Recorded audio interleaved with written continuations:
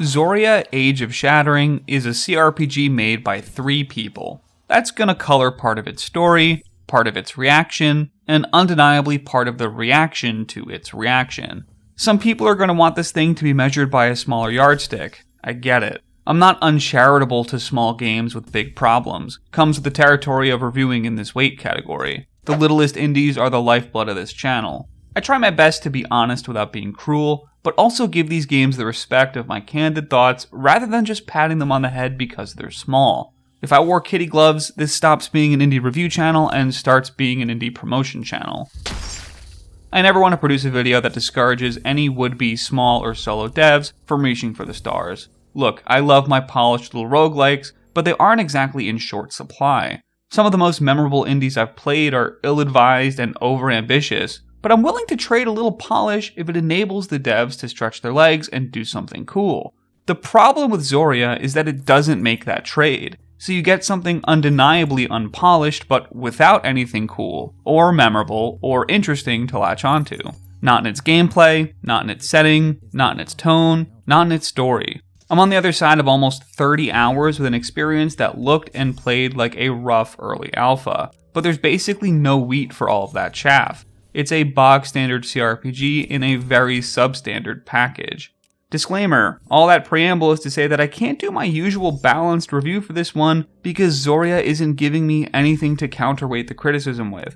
I'm being sincere when I say a pros and cons list would literally have WASD movement in the pros column and literally nothing else. My 30 hours would probably have gotten me to credits if it weren't for all the bugs I ran into. I quit on the final chapter because I kept having to redo fights that would freeze when they started, or freeze when they finished, or got my characters stuck in the geometry and unable to move.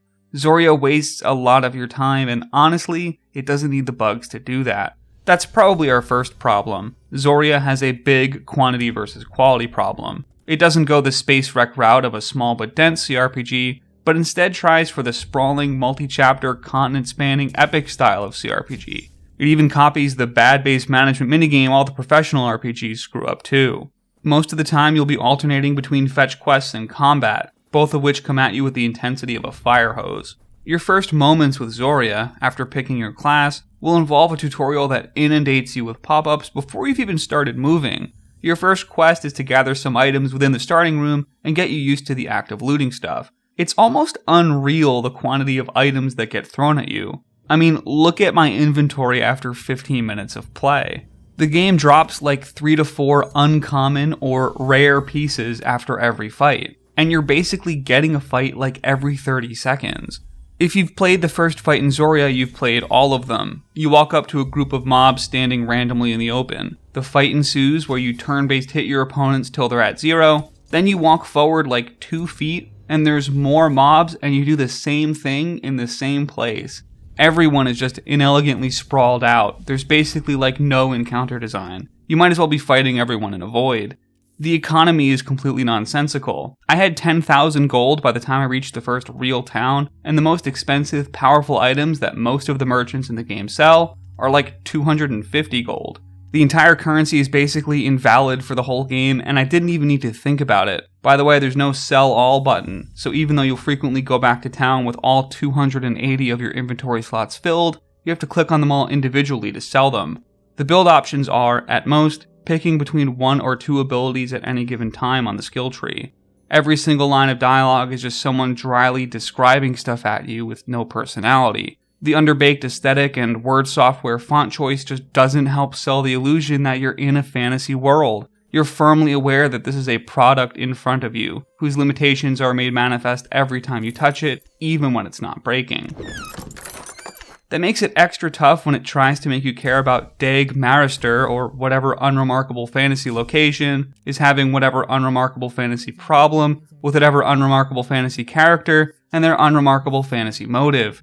The main quest does the Morrowind thing a few times where it stops you and tells you to go screw around with side quests for a bit, completely lacking the self-awareness to the fact that only worked in Morrowind because the side quests were fun. Nothing in Zoria is fun. It is playable content. Just stuff that happens, then more stuff happens, then stuff happens again. Unless the fight trigger breaks, then there's no more stuff until you restart. I've never gotten to the other side of a game and felt the hours of my life so wasted for absolutely nothing in return. Zoria is a bloated, buggy mess of a game that wouldn't be worth playing even without all those bugs.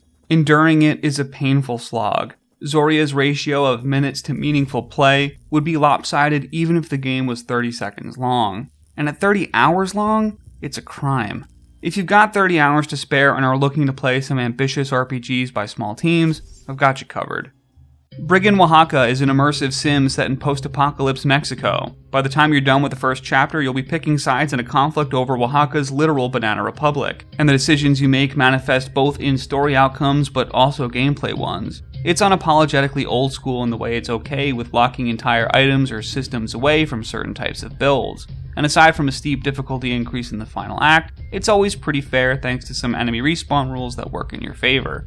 It's a great adventure with drama, mystery, and some satisfying character building and progression. As Libra Revision marries the aesthetic stylings of a JRPG with the loot-heavy gameplay loop of an ARPG, with the side-scrolling platforming combat of something like MapleStory, it's a weird Punnett square of influences, but it totally nails the execution. Swings are crunchy, the loot is satisfying, and it's got an extensive post-game if you really want to sink your teeth in. Its puzzle elements are occasionally too obtuse, but otherwise it's got one of my favorite kill stuff, return to town, kill stuff cycles in all of gaming. Gudonia is a low-budget, single-devved World of Warcraft. The result is as messy as it sounds, but it gloriously weaves character building and item acquisition into an incredibly satisfying progression fantasy that you can approach in so many ways. It has a really fun stealth system too, which is simple but lets you narrow your potential into super high damage backstabs and work your way through a base Ubisoft style. Its upcoming sequel is supposedly going to have co-op, which sounds awesome.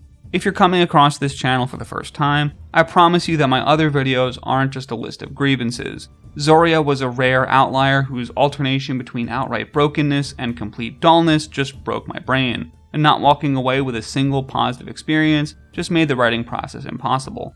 I guess it at least had WASD movement.